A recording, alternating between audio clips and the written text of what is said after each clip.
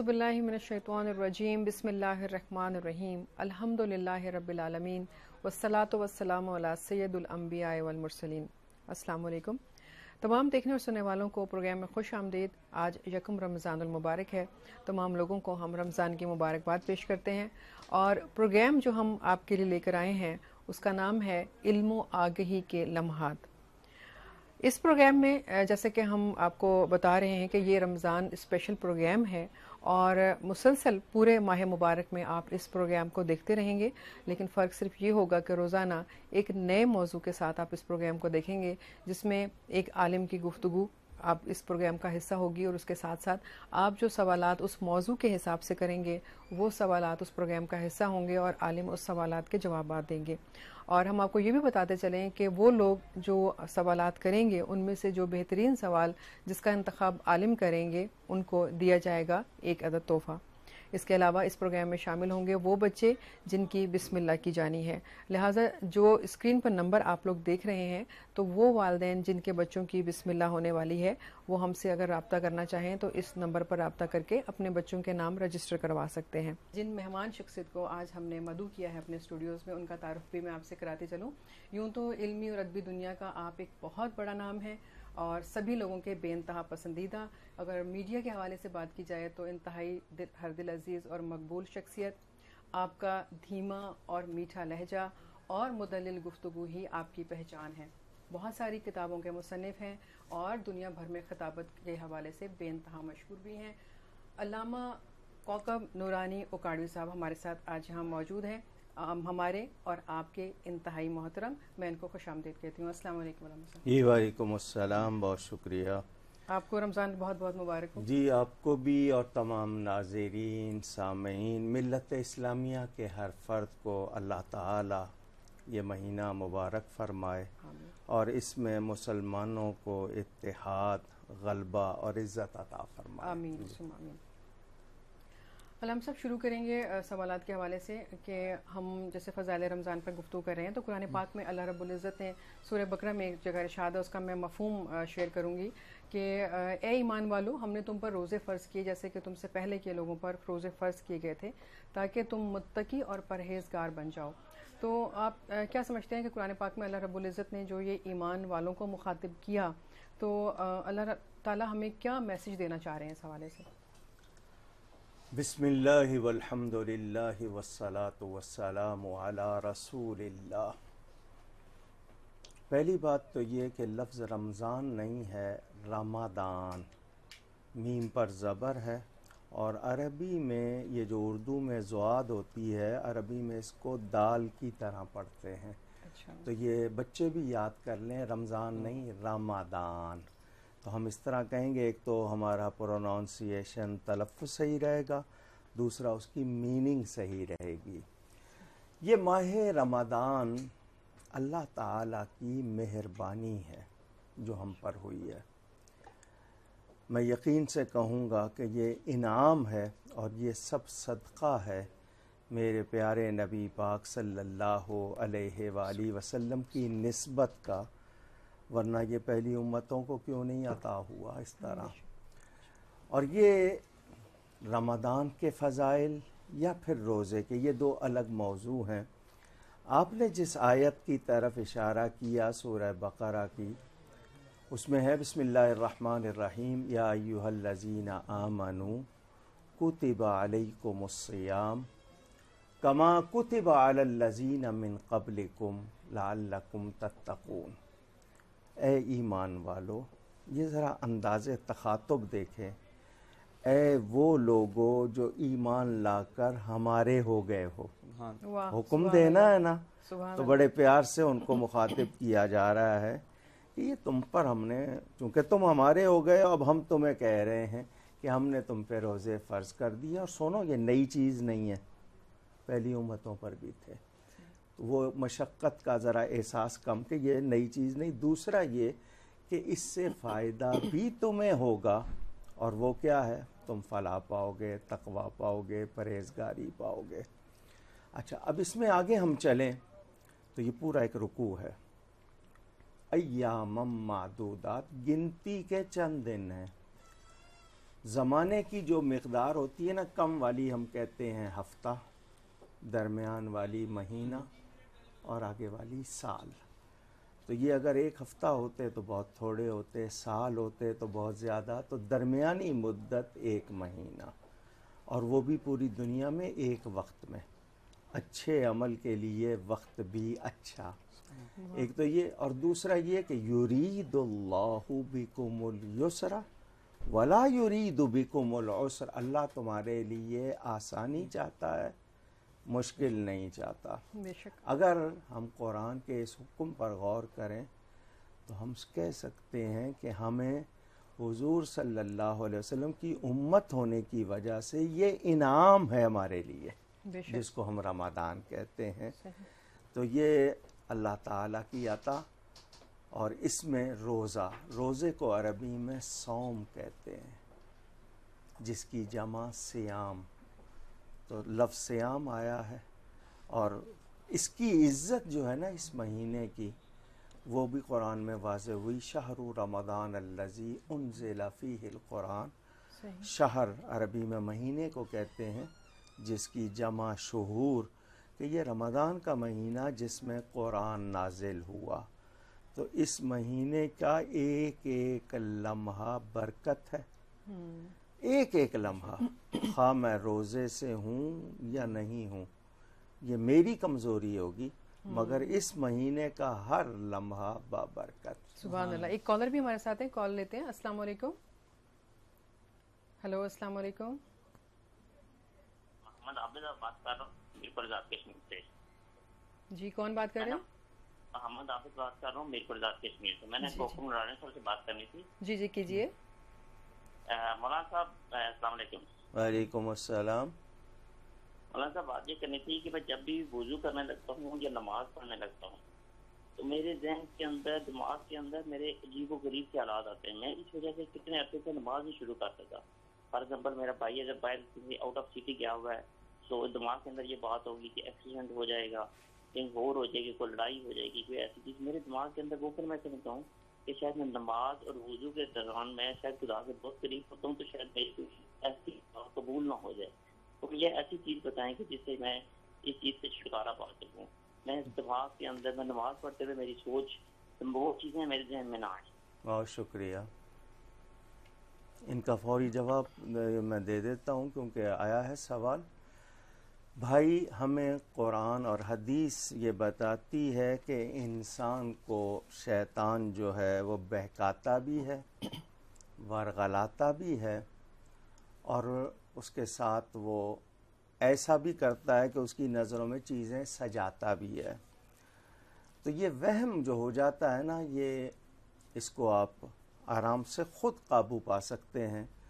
وسوسے آنا بری بات نہیں ہے، وسوسوں میں گم ہو جانا وہ آپ کو نقصان دیتا ہے. آپ کوشش کیجئے گا کہ کچھ عرصہ جماعت کے ساتھ ایسی جگہ نماز پڑھیں جہاں کوئی اللہ والے ہوں. تو وہاں آپ کو جماعت کے ساتھ نماز پڑھنے میں ایک تو اس چیز سے فائدہ ہوگا کہ آپ اس سے نکلیں گے، دوسرا کثرت سے لا حول ولا قوت الا باللہ یہ پڑھیے گا. شکریہ. ایک اور کالر ہے ہمارے ساتھ، ان سے ابھی ان کا سوال لے لیتے ہیں. السلام علیکم. وعلیکم السلام. علامہ صاحب کو میرا بہت بہت السلام علیکم. وعلیکم السلام.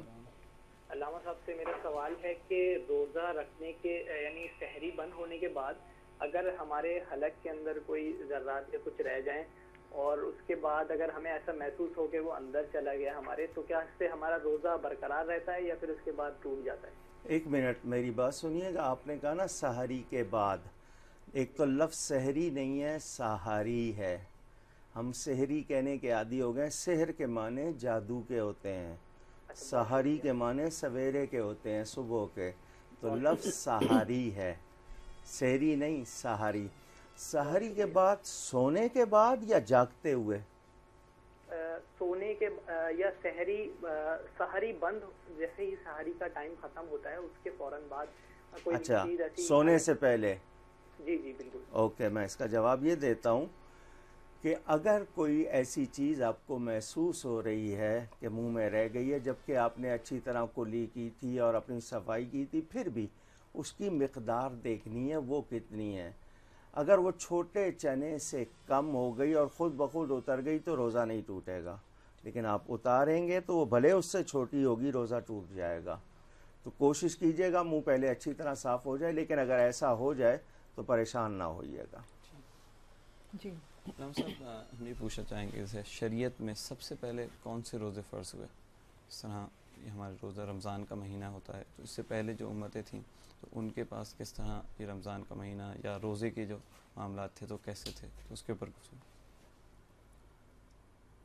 آپ کی جتنی بات میں سمجھا ہوں وہ یہ کہ ابتدا میں روزے کب ہوئے؟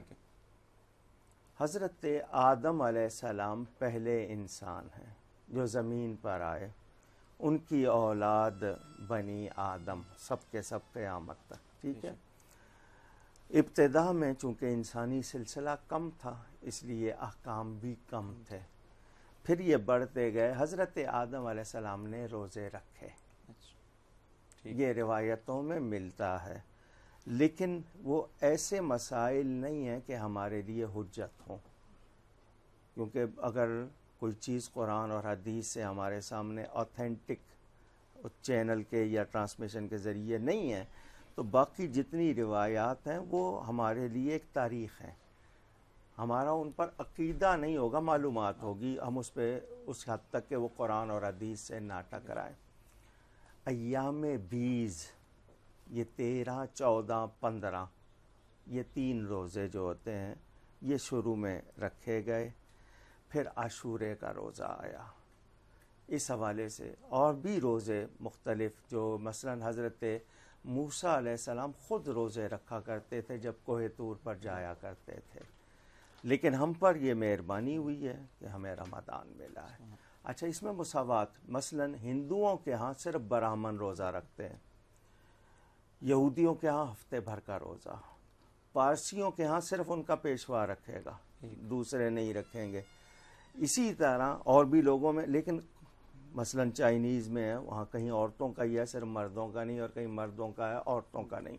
یہ اسلام میں مساوات ہے، امیر ہو، غریب ہو، بادشاہ ہو، فقیر ہو، یہاں کا ہو یا کسی اور بر اعظم کا ہو، ایک ہی مہینہ ہے، سب پر روزے ہیں، سوائے کوئی شرعی عذر ہو تو پھر نہیں۔ علامہ صاحب میں پوچھنا چاہوں گی سوال، حضرت ابراہیم علیہ السلام سے اللہ رب العزت ارشاد فرماتے ہیں کہ میں علیم ہوں اور علیم کو دوست رکھتا ہوں، یعنی علم میری صفت ہے اور جس کے پاس بھی یہ علم کی صفت ہوگی تو وہ میرا دوست ہے۔ تو کیا اس طرح سے ہم یہ کہہ سکتے ہیں کہ وہ شخص جو روزہ رکھتا ہے وہ بھی اللہ کا دوست ہے، کیونکہ وہ ویسا ہی ایک فعل کر رہا ہے جو کہ اللہ رب العزت خود بھی یعنی نہ کھاتے ہیں نہ پیتے ہیں، تو وہ گویا شریک ہو رہا ہے اللہ تعالیٰ کی اس صفت میں، تو کیا وہ دوست کہلائے گا اللہ تعالیٰ؟ لفظ شریک تو اللہ کے حوالے سے ہم کہہ ہی نہیں سکتے، سوچ بھی نہیں سکتے کہ کوئی اللہ میں کسی طرح شریک ہو سکتا ہے، یہ تو ہمارے گنجائش ہی نہیں ہے۔ چونکہ ہم نے، آپ نے ابتدا میں آیت پڑھی نا، ہم گفتگو اس پہ کر رہے تھے، تو پہلی بات تو یہ کہ اللہ تعالیٰ نے آسانی کی ہے۔ صحیح۔ اب اس آسانی کا علم ہونا چاہیے، جس طرح آپ نے لفظ علیم کہا، یہ یاد کر لیجئے ہر کمال ذاتی طور پر اللہ کے لیے ہے، اس کی کوئی ابتدا نہیں، اس کی کوئی انتہا نہیں، اس کا کوئی بھی ہم لمیٹیشن جو ہے یا اس کی کوئی حد بندی یا درجہ بندی نہیں کر سکتے۔ اللہ تعالیٰ کا ہر کمال ذاتی ہے، اور جیسا اس کا کمال ہے کسی کے لیے ہو نہیں سکتا، ٹھیک ہے۔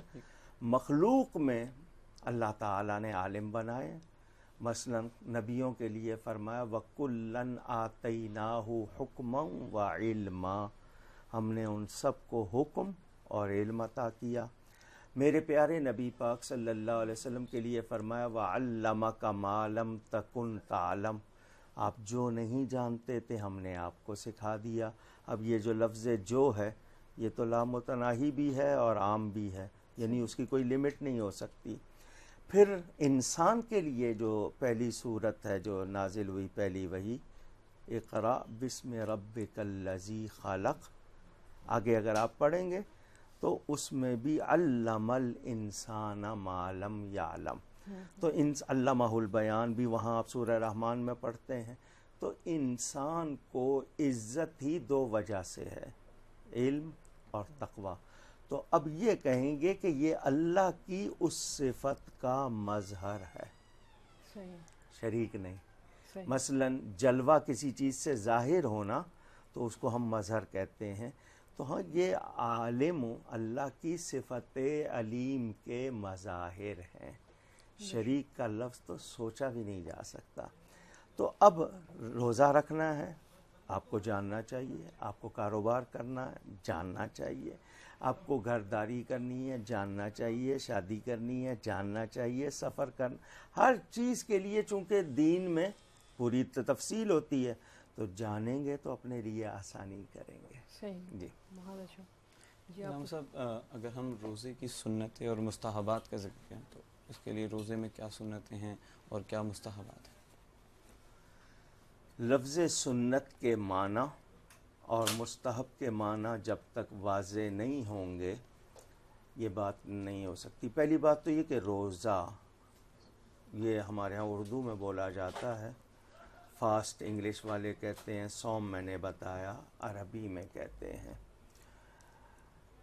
سنت نبی کریم صلی اللہ علیہ وسلم کا طریقہ، ان کے سامنے کیا گیا عمل یا ان کے صحابہ کرام، کیونکہ علیکم بسنتی و سنت الخلفاء الراشدین، حضور صلی اللہ علیہ وسلم کا ارشاد کہ تم پر میرا طریقہ اور میرے خلفاء راشدین کا طریقہ لازم۔ مستحبات، یہ اس کے معنی پسندیدہ، یہ مکروہ کی ضد ہے، اس کی ضد مکروہ ناپسندیدہ، تو مستحب کے معنی پسندیدہ۔ مثلا ایک چیز میں ایک ہوتی ہے کوالٹی، مثال کے طور پر میں نے داڑھی رکھی تو ایک ہے داڑھی کا ہونا جو قریب بواجب ہے، ہر مسلمان کو رکھنی چاہیے۔ اب یہ کہ اس کی مقدار، تو کہتے ہیں نا یہاں چن پر آپ 4 انگلیاں رکھیں، یہاں پر چن پر تو اتنی یہ مقدار لازمی۔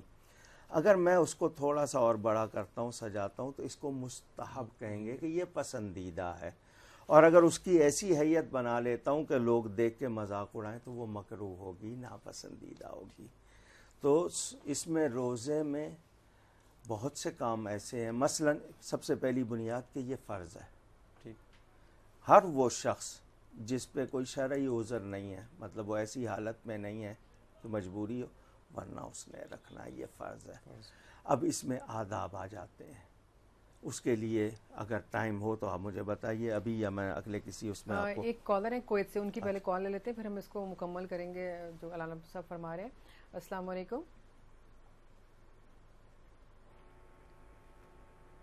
السلام علیکم، کون ہے ہمارے ساتھ؟ جی جی وعلیکم السلام جی، میں محمود بات کر رہا ہوں کویت سے۔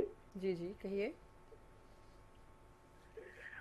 میرا یہ سوال ہے ان سے کہ جن کے ماں باپ بچپن میں قرآن پاک نہیں پڑھ سکے، ان کا ابھی وہ بزرگ ہو گئے ہیں یا جو ان کے بچوں کے بھی بچے ہو چکے ہیں، ابھی ان کے لیے کچھ ایسا حل بتائیں جو لوگ اسلامی شریعت کے مطابق وہ کر سکیں۔ ماں باپ حیات ہیں تو میں اس کے لیے کیا، یعنی مجھے کچھ رائے بتائیں اس کا حل کیا ہے۔ میں نے سوال یہ کیا ہے میرے بھائی محمود میاں، یہ بتائیے کہ جن ماں باپ نے قرآن نہیں پڑھا بچپن میں، کیا اس وقت وہ زندہ ہیں؟ جی جی جی جی جی بالکل حیات ہیں، وہ حیات ہیں تو پھر اس میں عمر کی کوئی قید نہیں ہے، بھلے 90 برس کے ہو گئے ہیں، وہ اپنے بچوں سے ہی سیکھ لیں پڑھنا۔ اگر کوئی قرآن شریف سیکھتے ہوئے یاد کرتے ہوئے وفات پا جاتا ہے تو فرشتے قبر میں آ کے پورا کروا دیتے ہیں۔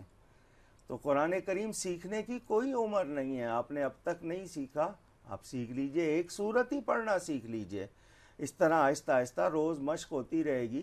تو ان سے کہیں وہ سیکھیں، شرمائیں نہیں، یہ نہ سمجھیں کہ اب میری عمر 90 برس ہو گئی ہے یا 80 برس ہو گئی ہے تو اب کیا کروں گا، وہ سیکھیں، تو اس سے ان کو بھی فائدہ ہوگا، سکھانے والے کو بھی فائدہ ہوگا۔ جی علامہ صاحب آپ جو بتا رہے تھے۔ جی میں صرف اتنا اس میں بتانا چاہ رہا ہوں وہ گفتگو کے روانی میں کہ ہم لوگوں نے کوشش کی تھی بہت زیادہ اپنے مزاج کے مطابق کہ دین کو اپنی طبیعت میں ڈھال لیں، صحیح۔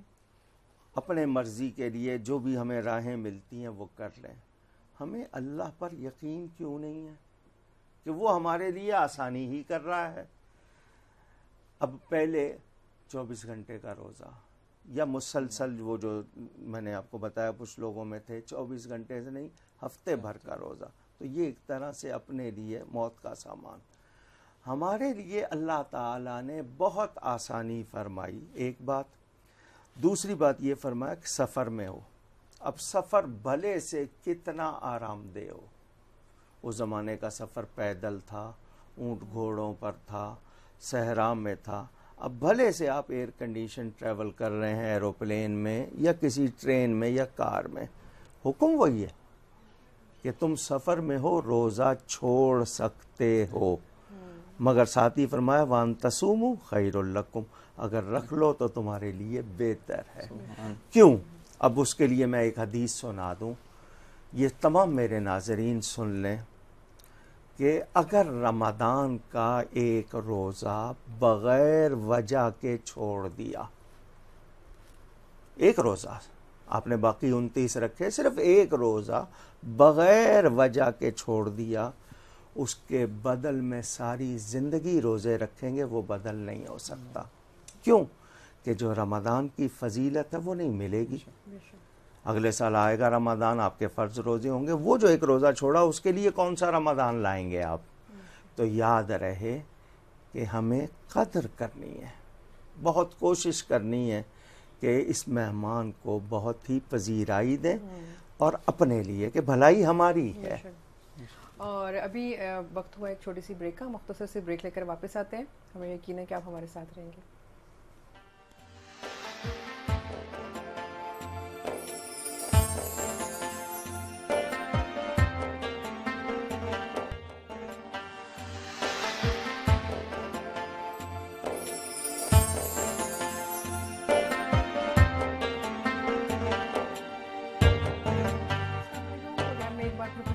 اور آپ کے بہت ہی اچھے سوالات کے جوابات یہاں پر دیے جا رہے ہیں. میں سوال کرنا چاہوں گی علامہ صاحب آپ سے کہ کیا یہ درست ہے کہ بھوک سے رؤیت الہی کی سعادت حاصل ہوتی ہے؟ رؤیت کے معنی دیکھنا, دیدار. اللہ تعالی کو دیکھا جا سکتا ہے. کون دیکھ سکتا ہے؟ جس کو اللہ تعالی دکھانا چاہے. کوئی خود سے نہیں محنت کر سکتا, یہ اللہ تعالیٰ کی عطا پر ہے. معراج شریف کا واقعہ پورا اس کی ایک تفصیل ہے اور قرآن میں اس کا بیان بھی ہے. اگر ہم اس پہ غور کریں تو بھوک اصل بنیادی چیز نہیں ہے بلکہ روزہ ہے. تو روزے کی حالت میں بھی چونکہ ہم کھانے پینے سے رک جاتے ہیں اور معدہ خالی ہوتا ہے تو ایک خاص کیفیت آپ پر آتی ہے. یہ آپ کے ایمان کے لیے ایک بہت اچھا مرحلہ ہوتا ہے کہ آپ بہت کچھ سیکھتے بھی ہیں. تو اس کے لیے جیسا کہ میں اس کو اب حدیث شریف سے ملاؤں گا کہ باقی تمام نیکیاں, مثلاً تم اللہ کی راہ میں ایک درہم دو گے, ایک پیسہ دو گے, 10 گنا, 100 گنا, 700 گنا یا اور زیادہ فلاں نیکی کرو گے اتنا ثواب. روزے کا ثواب نہیں بتایا, سب کے ثواب بتائے. اچھا, قیامت کے دن مثلاً قرض جو ہے, کسی نے کسی سے قرض لیا ہوا ہے اور ادا نہیں کیا تو شہید کے سارے گناہ معاف ہو جاتے ہیں, قرض اس کو بھی معاف نہیں ہوتا بھلے 1 پیسے کا ہو. اور اس میں جس کو 3 پیسے اس زمانے میں کہتے تھے, آج کل شاید مشکل سے 50 روپے بنیں گے, اگر اتنے کسی کے مارے ہوئے ہیں تو اس کے بدلے میں 700 نمازیں دینی پڑیں گی. یہ ہم لوگ سوچتے بھی نہیں ہیں. یعنی قرض کسی حالت میں معاف نہیں. تو قیامت کے دن وہ جس نے قرض ادا نہیں کیا, پہلے لینے میں تو بڑے شعر ہوتے ہیں نا, دینے میں پھر کمزور, تو ادا نہیں کیا, اب اس کی نمازیں لی جا سکتی ہیں, اس کی نیکیاں لی جا سکتی ہیں, روزہ اس کا بھی نہیں لیا جا سکتا. یہ اتنی اہم عبادت, کیونکہ اللہ نے فرمایا روزہ میرے لیے ہے اور اس کی جزا میں خود ہوں. الصوم لی وانا اجزی بھی او اجزا بھی, دونوں طرح روایت ہے. ایک میں یہ کہ میں اس کی جزا دوں گا اور یہ کہ میں خود اس کی جزا ہوں.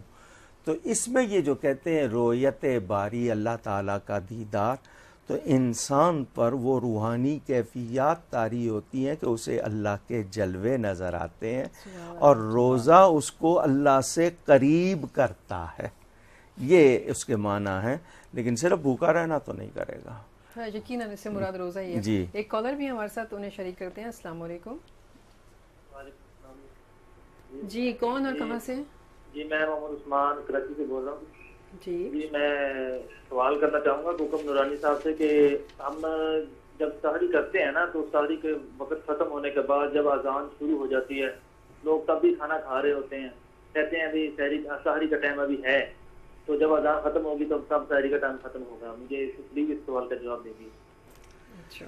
قرآن کریم میں میرے بھائی اس کے لیے وہ خیط الابید اور خیط الاسود آپ نے پڑھا ہوگا، وہ زمانہ تھا، گھڑیاں نہیں تھی اس طرح کی بنی ہوئی، آپ کے لیے یہ سہولتیں نہیں تھیں، کیمرے نہیں تھے آپ کے ہاں، محکمے نہیں تھے جو آپ کے لیے آسانیاں کرتے، آپ کو خود محنت کرنی ہوتی تھی، ہمیں اتنی آسانیاں اور پھر ہم فائدہ نہیں اٹھانا چاہتے۔ تو اس میں اب یہ ہے کہ صبح صادق سے غروب آفتاب تک، یہ ہے نا روزے کی ڈیوریشن، اس کے لیے علم التوقیت ایجاد ہوا، وقت کا علم، سطح دیکھی جاتی ہے، زاویے دیکھے جاتے ہیں، بلندی، طول و عرض جس کو کہتے ہیں، لمبائی چوڑائی، یہ باقاعدہ ایک علم ہے جس سے آپ سمت نکالیں گے، قبلے کی سمت نکالیں گے، کوئی اور سمت معلوم کرنی ہے، اور ساتھ میں وقت طے کریں گے۔ تو اب بلڈنگ، سب سے اونچی بلڈنگ اس شہر میں کون سی ہے، سب سے نیچی جگہ کون سی ہے، کس جگہ پر جا کر ٹیلے ہیں، یہ بہت اہم مسئلہ ہے، یہ آج کل ہر ایک کے بس کی بات نہیں۔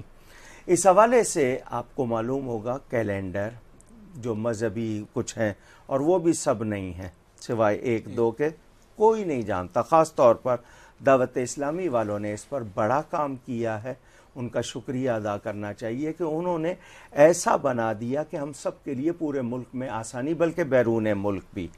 تو وہ کیلنڈر مل جائیں گے آپ کو، یا پھر آپ خود تسلی کریں روزے کے ختم ہونے کے بھی اور شروع ہونے کے بھی۔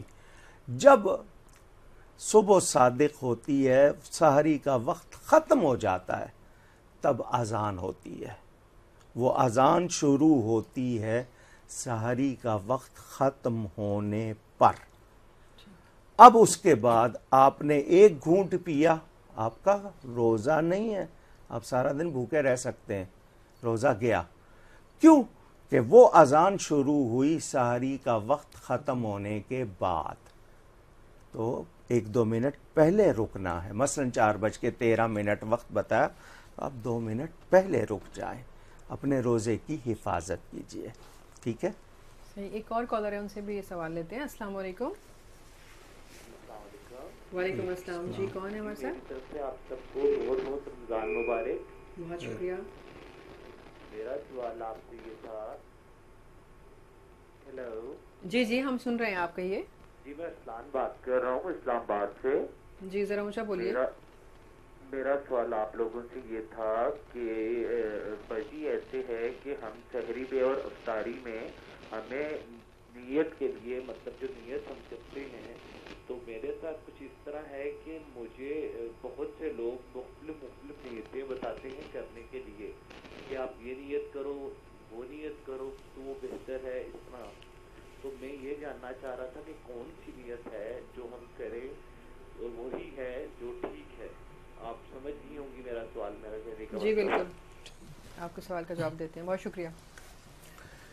ان کے سوال کا جواب ان کو ساتھ ساتھ ہی دے دوں۔ نیت دل کے پکے ارادے کا نام ہے، پھر سن لیجئے، نیت دل کے پختہ پکے ارادے کا نام ہے، زبان سے کہنا ضروری نہیں ہے۔ نیت کرتا ہوں میں، یہ کہنا ضروری نہیں، لیکن یہ کہنا پسندیدہ ہے، مستحب۔ اصل نیت دل کا پکا ارادہ، آپ سحری کے لیے اٹھے ہیں، یہ آپ کی نیت ہے نا روزے کی، وہی ہے۔ لیکن زبان سے کہیں، اب اس میں آپ کو سچ بتاؤں، یہ جو ہمارے ہاں چھپتے ہیں الفاظ و بصوم غد نویت من شہر رمضان، گرامر کے لحاظ سے غلط ہے.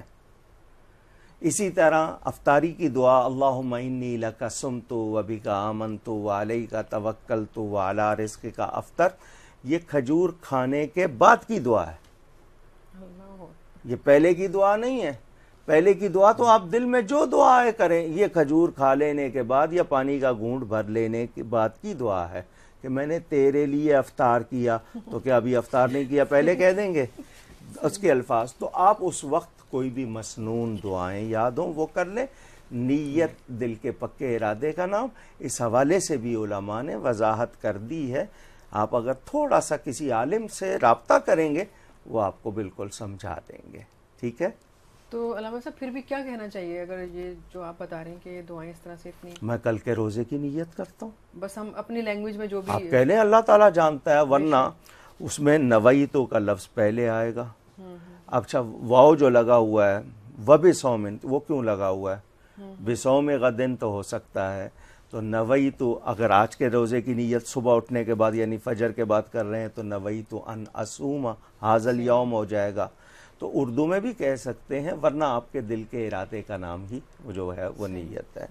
تو سیکھنا چاہیے نا. بالکل. اسکول میں جاتے ہیں ہم ڈیفینیشن سیکھتے ہیں، ہر ایک الفابیٹ ہے اس کی ہمیں ایکسنٹ بھی بتائی جاتی ہے، اس کا ساؤنڈ بھی بتایا جاتا ہے، اور باقاعدہ اگر میں غلط بول دوں تو کریکٹ کیا جاتا ہے. ایسے نہیں ایسے ہے. تو حالانکہ نہ وہ میرے باپ کی زبان ہے نہ میرے ماں کی زبان ہے، نہ ہی مجھے اس کو جنت میں بولنا ہے، لیکن ہم وہاں تو بہت احتیاط کرتے ہیں اور جہاں احتیاط کرنی چاہیے وہاں نہیں کرتے. تو یہ سیکھنا چاہیے تھوڑا سا. اب میں اس میں اگر صرف سکھانے لگوں گا نا ایک ایک لفظ بتاؤں گا تو لوگ کہیں گے کہ جی پروگرام کی نوعیت بدل دی. تو سوالوں میں ہی حل ہو رہا ہے وہ مسئلہ. جی بالکل. لیکن وہ کوشش کریں گے انشاءاللہ. آپ کچھ پوچھنا چاہ رہے تھے علامہ صاحب؟ یہ جس طرح ہمارے روزے ہوتے ہیں اور اس میں جو ہم عمل جسے کہتے ہیں عمل کر رہے ہیں، جیسے سحری ہوئی، اس کے بعد قرآن تلاوت کلام پاک ہے، پھر نماز ہے، پھر اس کے بعد تلاوت ہے، ذکر و اذکار ہیں. تو آج کل گرمی بھی شدت ہے ملک میں، تو جو روزے دار کے لیے کون سے ایسے عمل ہوں گے جو وہ کرے تو روزے کی جو اصل روح ہے اس کے مطابق وہ روزہ گزار سکے؟ تاکہ تلاوت ہے تو تلاوت کرے گا تو اس کو ایک روحانی تسکین حاصل ہوگی. تو کیا روحانی قوت بھی پیدا ہوتی ہے کوئی روزے کے دوران؟ سوال بہت آپ کا اچھا ہے ایک لحاظ سے، لیکن اس کے لیے تفصیل چاہیے.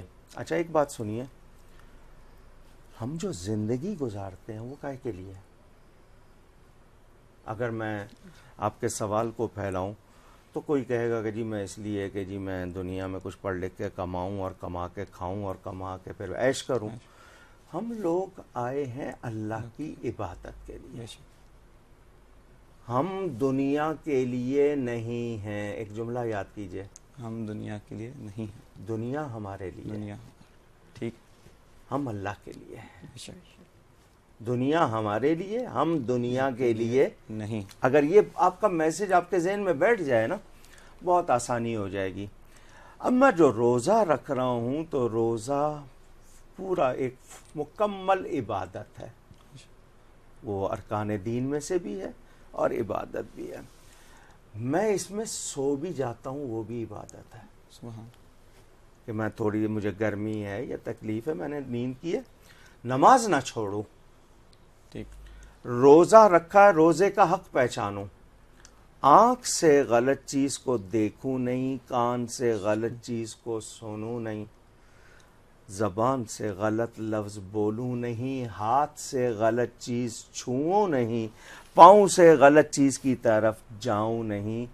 میں اپنے اوپر نظر رکھتے ہوئے اللہ کی رضا کے لیے ایسا روزہ رکھتا ہوں تو یہ ایسا روزہ میرے گزشتہ کے گناہ معاف کرا دیتا ہے، بھلے وہ پہاڑوں کے برابر ہوں.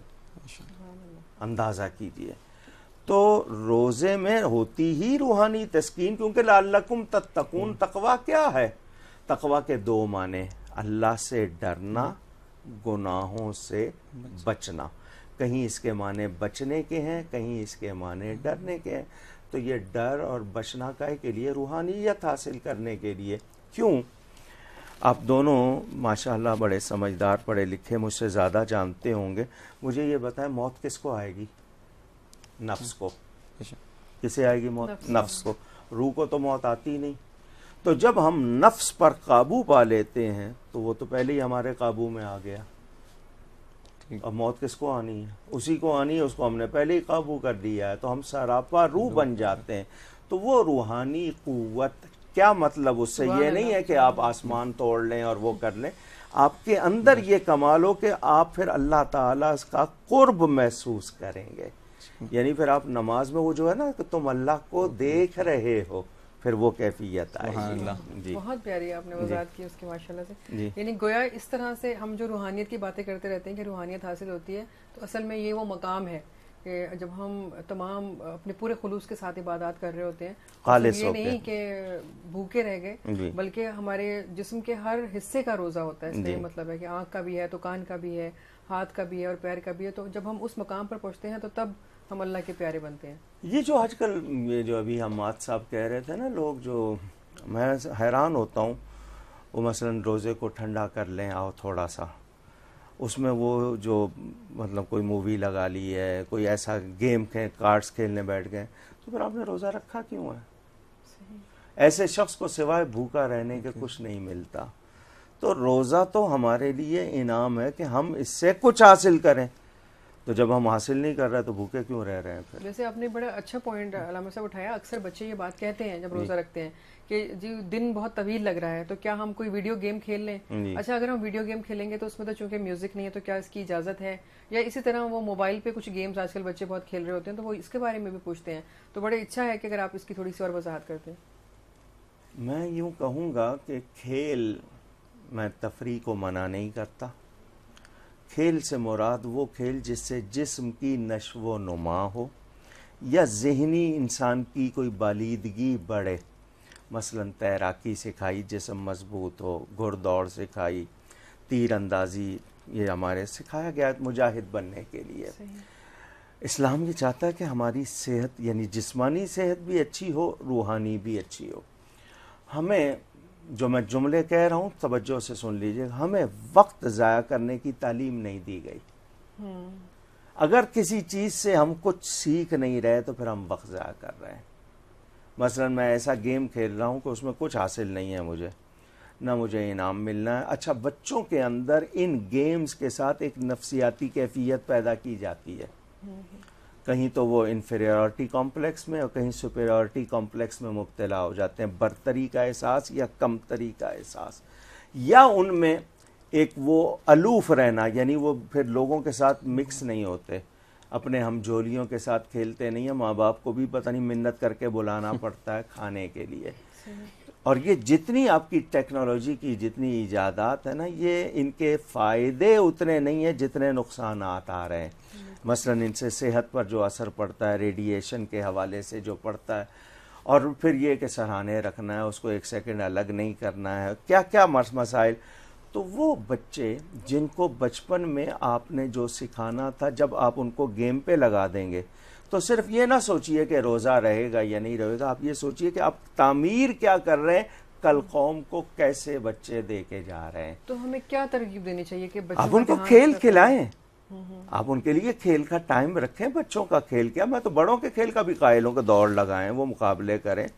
آپ کھیل کا ٹائم رکھیں مگر وقت ضائع نہ ہو. ایک صحت کے لیے ضروری ہے ایک وقت، 1 گھنٹہ دن میں، 1.5 گھنٹہ آپ نے رکھا ہے، آپ رکھیں. مدارس میں ہوتا ہے عصر سے مغرب تک وہ کھیل کا ٹائم دیتے ہیں یا صبح دوڑ لگانے کو کہتے ہیں. آپ کے ہاں پڑھنے کا، سونے کا، جاگنے کا. اب مجھے یہ بتائیے اسکولوں میں کیوں نہیں پڑھایا جاتا، یہ ہوم ورک کیوں دیا جاتا ہے؟ ہم نے تو نہیں کیا. ہمارے تو اسکول میں ہی اتنا کام ہو جاتا تھا، گھر میں آ کے کرنے کی ضرورت نہیں ہوتی تھی کیونکہ وہ پڑھاتے تھے. آج کل صرف وہ لکھوا دیتے ہیں، یہ کر لینا یہ کر لینا. تو بچوں سے زیادہ ماں باپ لگے ہوتے ہیں ان کے ساتھ، اور بستے بڑے کیے ہوئے کیونکہ ان کو تنخواہ مل جاتی ہے، انہیں کیا ضرورت ہے کرنے کی. تو ہمارے ہاں تربیت اور ماحول اور معاشرہ جو ہے نا، اس کا مزاج بدل گیا. آپ بچے کی تعمیر کریں. مجھے نہیں پتا یہ جو اس طرح کے گیم ہے اس کو کیا دیں گے اور وہ کل کیا کرے گا.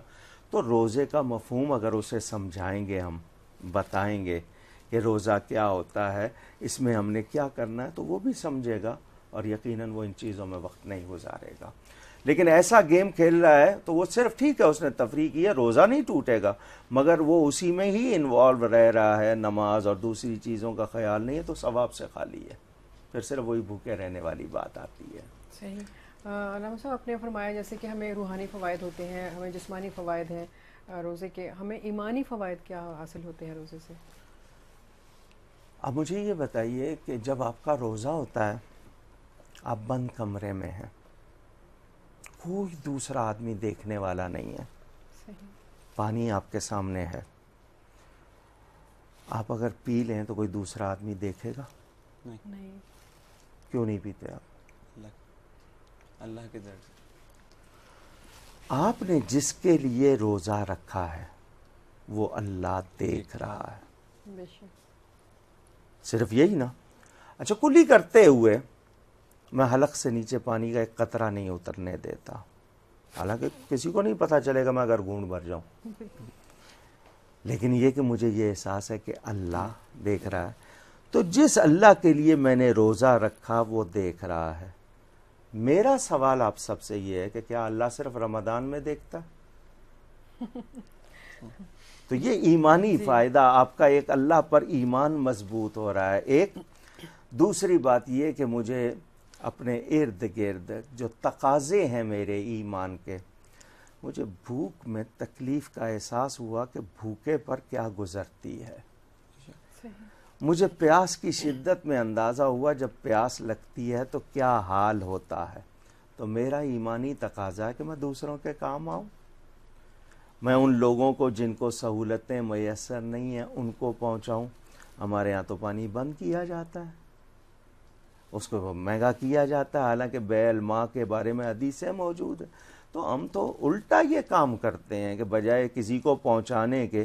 میں نے حدیث شریف پڑھی تھی, میں آپ سب سے شیئر کرنا چاہتا ہوں. شیئر کرنے کا لفظ آپ لوگوں نے نکال لیا ہے, میں بھی وہی کہہ رہا ہوں, یعنی آپ تک پہنچانا چاہتا ہوں. حدیث رسول ہے اور ارشادات کے جس کے گناہ بہت زیادہ ہو جائیں, بھلے سمندر کی جھاگ کے برابر نہیں, سمندر کے پانی کے برابر گناہ ہو جائیں, اس کو چاہیے لوگوں کو پانی پلائے. سبحان اللہ. فسقل ماء علی الماء, پانی پر پانی پلائے, یعنی پانی اتنا عام کر دے کہ تکلیف نہ رہے, اس کے جتنے گناہ ہیں معاف ہو جائیں گے. سبحان اللہ. بہت پیاری بات ہے. آج کل پانی بند کیا جا رہا ہے. تو یہ ایک ایمانی تقاضا, دوسروں کا احساس. پھر ملت میں ایک وحدت کا احساس ہے. مجھے ٹائم بچانے کی ترغیب مل رہی ہے, میں مسجد میں جا رہا ہوں پابندی سے, مجھے یہ سکھایا جا رہا ہے. تو یہ ہمارے ہاں جتنے بھی آپ دیکھیں گے کہ ایمانی تقاضے وہ روزے دار رمضان میں خود بخود کرنے جا رہا ہوتا ہے, یعنی اس کو کہا نہیں جاتا لیکن وہ ایک طرح کرنے لگ جاتا ہے. تو یہ اس کے ایمانی فائدے. پھر سب سے بڑی چیز یہ کہ اس کا پورا وقت جتنا عبادت میں گزرتا ہے وہ اس کے کتنے گناہوں کا کفارہ بن جاتا ہے. کفارہ کا مطلب مٹانے والا. تو ہماری کتنی صفائی ہوتی ہے, اور یہ روح کو اجلا کرنے کے لیے لعلکم تتقون ہے. اس کا میں مفہوم آپ سے دوبارہ پوچھوں گی. کالر بڑی دیر سے ہولڈ کیے ہیں, ان کے سوال کے بعد. جی السلام علیکم, کون ہے ہمارے ساتھ؟ السلام علیکم جی, میں علی رضا عرض کر رہا ہوں کراچی. جی جی. میرا ڈاکٹر علامہ کوکب نورانی صاحب کو السلام علیکم. وعلیکم السلام. علامہ صاحب, آپ سے میں دو مختصر سے سوالات تھے. ایک تو یہ کہ اگر میں لاہور سے کراچی بائی ایئر ٹریول کر رہا ہوں تو لاہور کا مقامی وقت کے حساب سے افطار کا وقت کچھ الگ ہوتا ہے اور کراچی کے حساب سے مختلف ہو جاتا ہے. تو میں اگر درمیان میں ہوں اور افطار کا وقت آتا ہے تو مجھے کس وقت کے حساب سے افطار صحیح میرے لیے ہوگی کرنا, یعنی لاہور کے وقت کے حساب سے یا کراچی کے افطار کے وقت کے حساب سے؟ اس کا جواب پہلے سن لیں, نکل جانے سے پہلے آپ سن لیں, پھر اگلا سوال.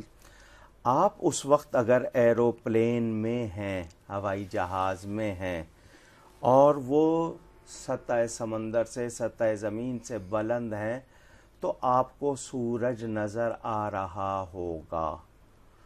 اس کو رائی کہتے ہیں, رے الف حمزہ یہ رائی, یعنی آپ دیکھنے والے ہیں.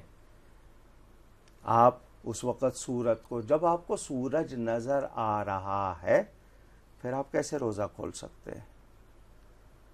مثال کے طور پر آپ کراچی سے ٹیک آف کیا ایروپلین نے, ہوائی جہاز نے, जिस वक्त वो ज़मीन पर लगा हुआ था अभी 3 मिनट बाकी थे रोज़ा खोलने में, लेकिन जब आप ऊपर गए तो अब आपको सूरज सामने नज़र आ रहा है खिड़की से, और ज़मीन वालों के लिए वो जल्दी गुरूब हो जाएगा, आपके लिए वो जल्दी गुरूब नहीं होगा, उसमें 2-3 मिनट और लग जाएंगे। तो आप चूंकि देख रहे हैं तो जब तक गुरूब नहीं हो जाता आप रोज़ा नहीं खोल सकते। हाँ, ऐसी जगह हो जहां आप सूरज नहीं देख पा रहे तो वो आपको कैप्टन साहब बता दें कि जी इस वक्त यहाँ हो गया है, और वो उस सरजमीन में हो आप तब, वरना नहीं। तो वो आजकल इसके इंतज़ामात हैं, इतनी टेक्नोलॉजी हो गई है कि उनको पूरी तमाम मालूमात होती हैं, बल्कि वो दिखा भी रहे होते हैं। तो ये मैंने थोड़ा सा बुनियादी वाज़े कर दिया। आपका दूसरा सवाल। जी अल्लामा साहब, दूसरा सवाल आपके खिदमत में कि किसी तिब्बी वजह की बुनियाद पर कुछ रोज़े पिछले साल किसी के छूट गए हों तो उसका कफ़ारा जो है वो किस तरह से अदा करना होगा, क्या कैसे होगा वो? कफ़ारा वो देगा जिसने जानबूझकर रोज़ा छोड़ा या तोड़ा, उसके लिए। अगर आपके कुछ किसी शरई उज़र के माने रीज़न, शरई इस्लामिक बेसिक रीज़न है, उसकी वजह से रोज़े छोड़े हैं तो फिर आप वो क़ज़ा करेंगे। और अगर आपने जानबूझकर तोड़े या छोड़े तो फिर आप कफ़ारा, तो कफ़ारा ये है कि 60 मिस्कीनों को 2 वक्त का खाना, या 60 रोज़े मुसलसल बग़ैर नागे के। 58 के बाद एक छोड़ दिया तो वो पिछले गए, नागा नहीं हो सकता, ये ज़हन में रहे। और नहीं तो फिर वो ग़ुलाम आज़ाद करना, क्योंकि इस्लाम ग़ुलामी को पसंद नहीं करता, बेचने ख़रीदने वाली, इसलिए वो ख़त्म, ये उसका कफ़ारा होगा। यकीनन आपको अपने सवाल का बहुत अच्छे सा जवाब मिल गया, और बहुत सारे दूसरे लोग जो सुन रहे हैं उनको भी इसकी वजाहत होगी। हमें एक छोटी सी ब्रेक के लिए कहा जा रहा है, ब्रेक लेते हैं और वापस आएंगे और सिलसिले को यहीं से जोड़ेंगे जहाँ से हम आपको छोड़ के जा रहे हैं।